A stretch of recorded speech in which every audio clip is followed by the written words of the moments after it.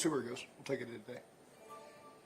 If you can't go, would you put Cody back out there and Braille back in guard, or would you? We'll see. We'll keep talking through that and working through it.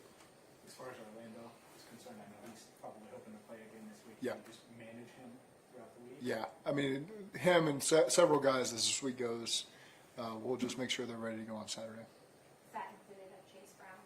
We'll see where that ends up. We'll see on all three. Did you say that? We'll see on our whole team. How about Cochran? You had said something about him last week, and then you had to go to him again. I mean, how is he?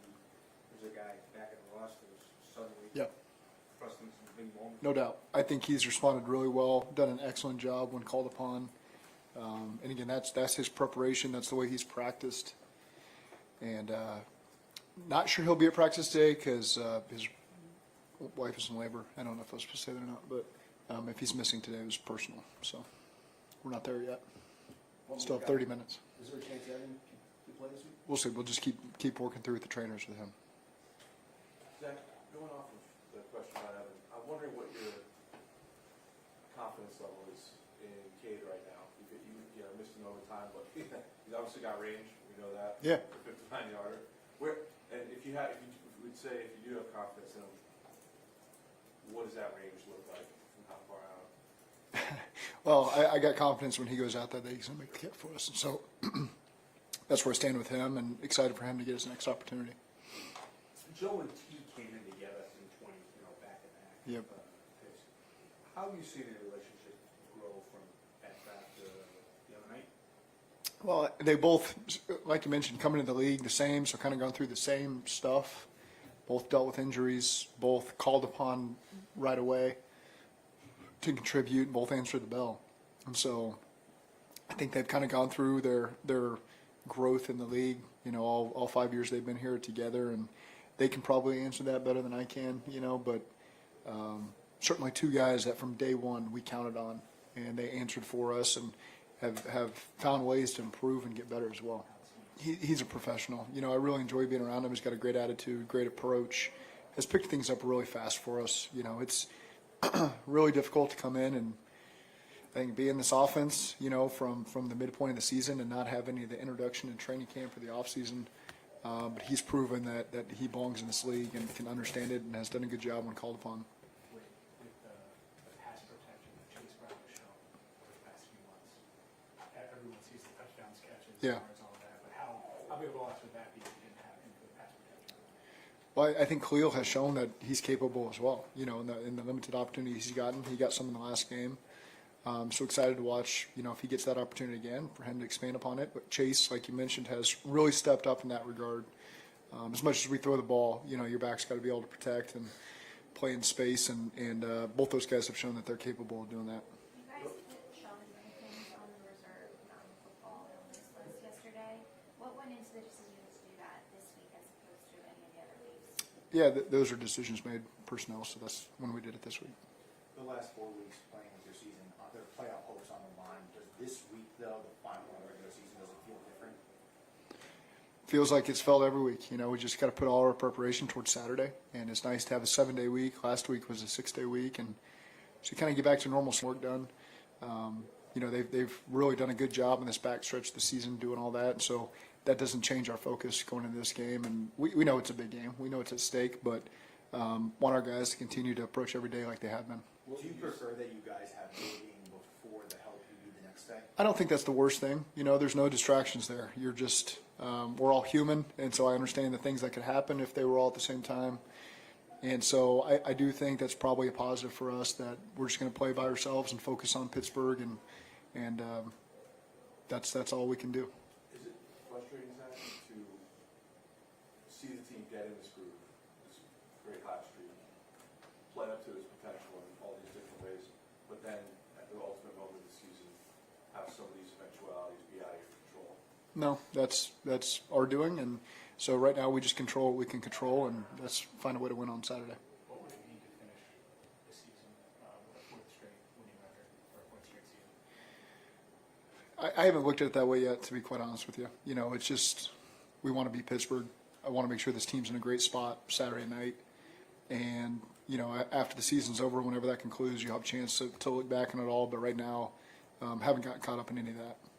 What would you say, Zach, are some of the biggest improvements you've seen over the last 4 weeks in your team that have led to these wins? All those plays down the stretch, a play here or there that helps you finish with a win.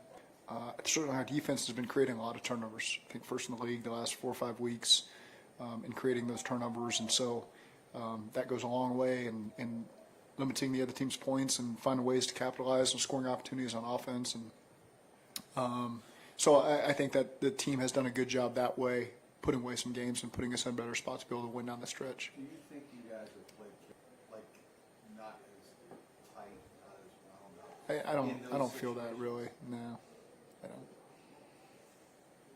Outside of turnovers, I guess, what defensively have you seen in terms of the progress that's made you encouraged, or maybe is there something else that you're still looking for more from? Well, you've seen a lot of young players get more opportunity, and so as they've gotten more experience, you're seeing that confidence level raise, and you can really point to all levels of the defense where guys have been thrust into action due to injuries or whatnot, and as they've gotten that game experience, really stepped up and been able to be with the vets that already are out there, and it's been a pretty good recipe. And so again, I'm excited watching those guys play. I think they've done a good job stepping up.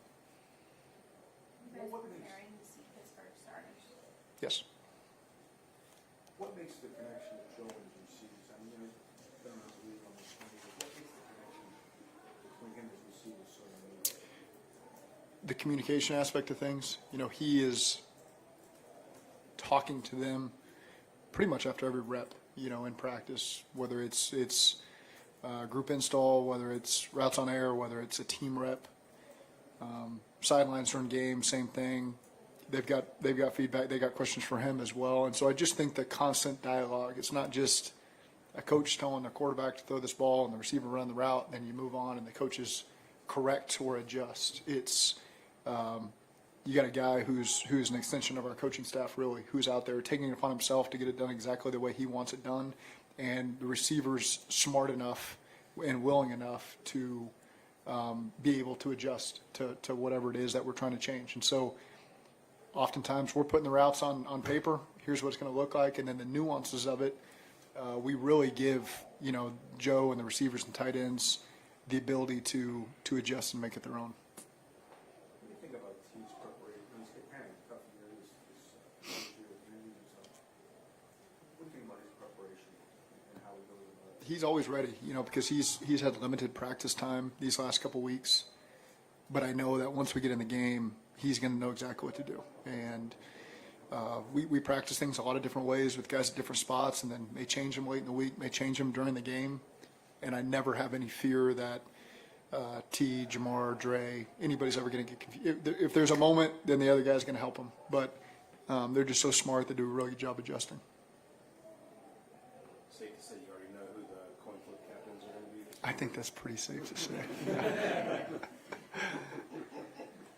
Joe wins another AFC Player of the Week. You just give him the trophy there? He's impressive, and he continues to impress. He's in a really good rhythm right now. I know he feels really good. His confidence is very high. But like all of us, you start over every week, and you got to put him in prep work. And he's a guy you can point to that follows his process every week, and so you're going to count on him on Saturday. And he's a great example for everybody else. Just keep doing your job, and your prep work leads to great things on the field. How much do you think the Steelers will change up on Saturday, or do you think you'll see Steeler football?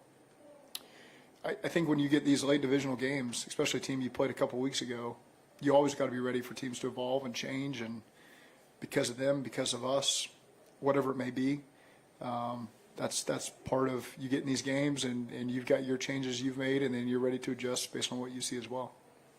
What is it that makes a Mike Tomlin team so difficult to prepare for? They're well coached. They got good hard-nosed players, so it's always a challenge when you play them. Thank you.